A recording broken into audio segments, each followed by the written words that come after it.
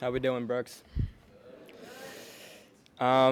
Just right off the bat, I want to say that I'm pissed down my leg nervous, and the moment definitely feels too big.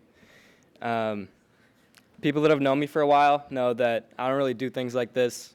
I've been at Brooks for 4 years now. I haven't been in front of the school one time, so this is definitely a new experience for me. Um, I'd initially told some of my friends that I was going to do senior speech, and the common response was, "What do you even have to say?"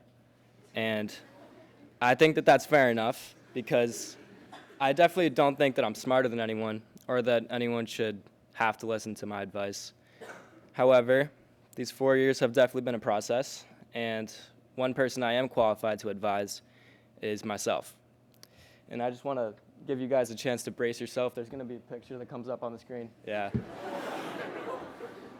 Trigger warning. Um, yeah. My senior speech is just a letter with some advice that I would give to myself at the beginning of high school. And while it is advice for myself, I know that anything that I experienced or went through is definitely not unique to me. And the hope is that someone might relate or even learn from where I might have messed up. And a big thanks to Mom and Dad for coming out today. I know they're busy. Goes like this. Dear Avi, in 2014, Matthew McConaughey won Best Actor for the lead role in the Dallas Buyers Club. It's a movie. In his acceptance speech at the Oscars, he spoke about who his hero was. He has declared that his hero was himself in 10 years' time. I remember this being intriguing to you. Although the sentiment is definitely a little bit narcissistic, you did seem to live your life trying to live up to someone you someday hope to be. As I stand here after 10 years in 2024, I can say that we definitely screwed up somewhere along the way, because I know that I'm definitely not a hero.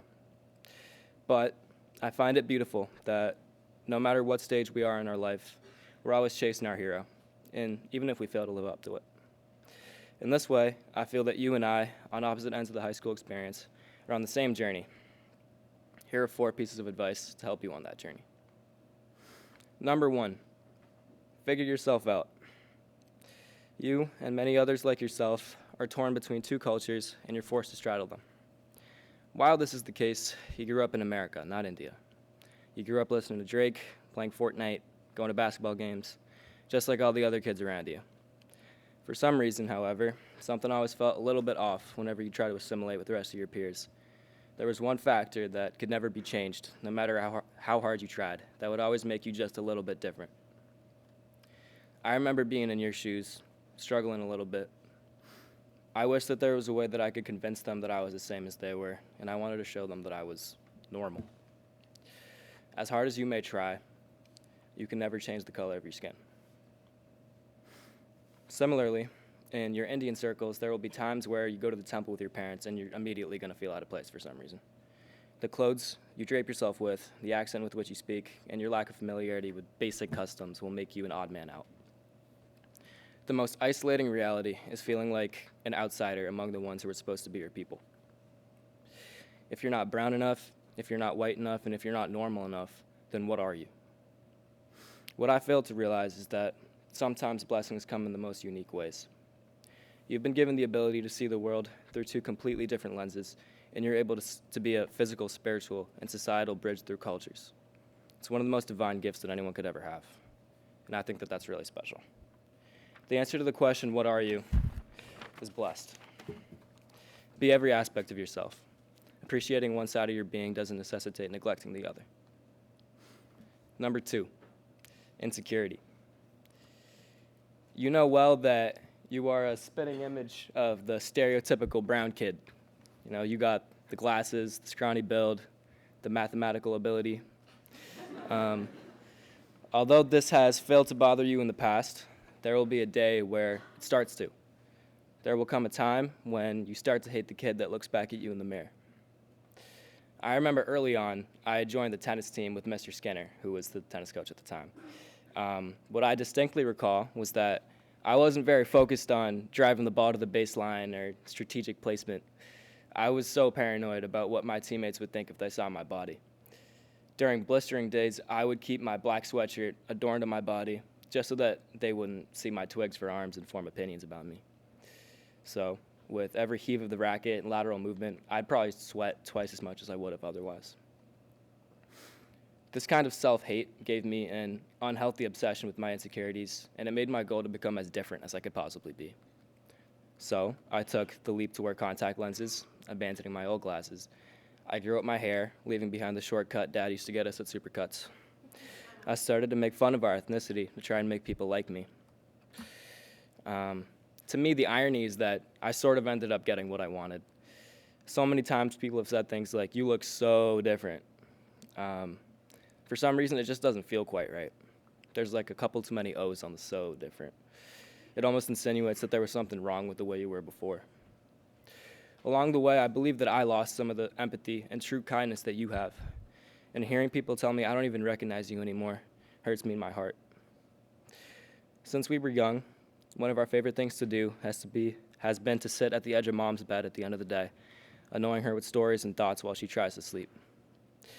If she's been listening, I can't say, but every night always finishes with her hugging us close and assuring us that she loves us more than anything. The words, tone, and warmth of this sentence haven't fluctuated one bit through the years. She helped me realize that my self-worth isn't dictated by contact lenses or a new haircut. The kid you look at in the mirror with disgust is the same one that your mother holds and kisses. Whether she realizes it or not, she'll teach you how to love yourself. However difficult it might be in the moment, you need to understand that there's value in who you are on any given day, and that the people who expect change out of you might not be the ones worth changing for. Stop running away from who you are. We weren't very fast anyway. Number 3, moments and memories. There's this Drake song, 6 p.m. in New York. Drake says, "Some nights, I wish I could go back in life, not to change things, but just to feel a couple things twice." There will be a time in your life, sooner rather than later, where you're going to lose someone important to you to COVID. I remember seeing Dad in a way I've never seen him before. He gets real stressed and busy with paperwork and phone calls, and eventually he has to go to India to sort everything out. Some nights you'll stay up wondering if the dad that comes home will be the same dad that left home. One of my favorite memories with Dad was in November of 2016, so somewhere between those two photos. We were at a friend's house for the Steelers game, and we had the Cowboys coming to town.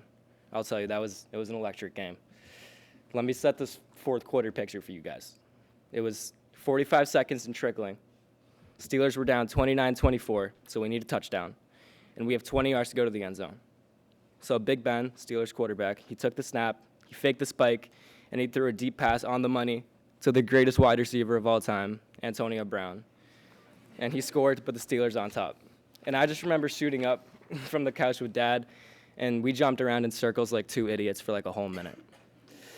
The funniest part to me is that on the next drive, the Cowboys went down and scored in like 20 seconds, so I guess we really were idiots. Steelers lost. But that's not what I remember. I just remember being a kid with his dad. And I'll tell you, that's a moment I wish I could feel twice. In addition to our own grief as a small child, we just wanted assurance that we'd be able to jump up and down like a dumbass during a Steelers game with Dad again. And I know how selfish that sounds with the circumstance, but that was what was on my mind.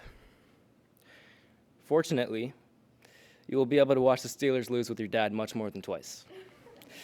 One thing I know about Dad is that he always pulls through for us. We're the luckiest kids in the world because Dad is stronger than you or I can hope to be, and I still look up to him to this day. Believe that. This gave me clarity to realize that the most terrifying part of life is realizing that a moment can fade into a memory in front of your eyes, and that you won't always be as lucky as you were with Dad. That's what "don't take it for granted" means to me. Appreciate the kid that'll stay up the entire night with you playing Madden. Thank the person who sits down and does your eyebrows. Let the people that eat dinner with you every single night know that you love them. That's the good stuff, man. There's nothing more valuable than a moment.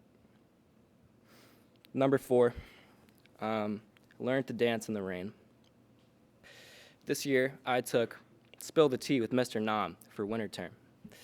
And our final for the class was to write an open-ended essay with the prompt, "What do you believe?" I was happy because I thought I'd be able to half-ass it like I usually do, get an easy grade. But when I opened the Google Doc to write, I realized, shit, I don't really know. We grew up Hindu, following mom and dad to the temple, and we learned to only use our right hand, never let our feet face God, to touch the priest's feet after he gives you blessings. As I grew, I began to question how an all-loving God could only love me conditionally. I thought that if there was a God that loved me, he wouldn't make me suffer, people I trusted wouldn't leave me, and that he wouldn't take people. I heard a quote from Gordon Ramsay one time. He said, "You should never fear a storm. Learn to dance in the rain." You will find that the times of your life that are the most profound and fulfilling are the times in which you are scratching and clawing towards some goal. The days in bed watching TikTok are cool, but eventually you'll realize the struggle can be what gives life purpose. It's easy to cry and blame God for putting your family through a hard time, but you'll find that these things can force us to grow up. Somebody needs to hold mom and comfort her when she cries.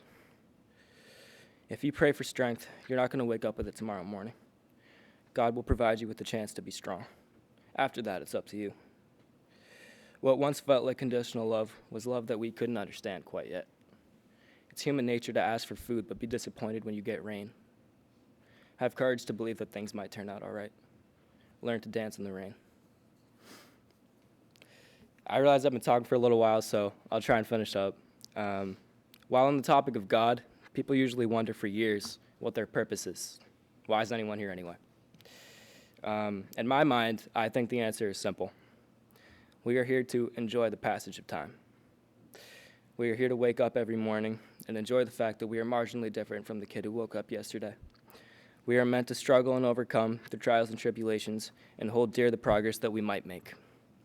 After enough mornings go by, you can see how beautifully and unintentionally you travel down the path that is life, and at the end of the dirt road is where you stand on this day. The best advice that I can give you is that you don't need to hyperanalyze the past like me, or worry about your future in 10 years like McConaughey. Just enjoy the fact that the pencil's in your hand. Be the author of your story, and write a good freaking story. Thank you, Brooks, for taking care of me, and more importantly, thank you for taking care of this kid. Thanks for your time. Appreciate it.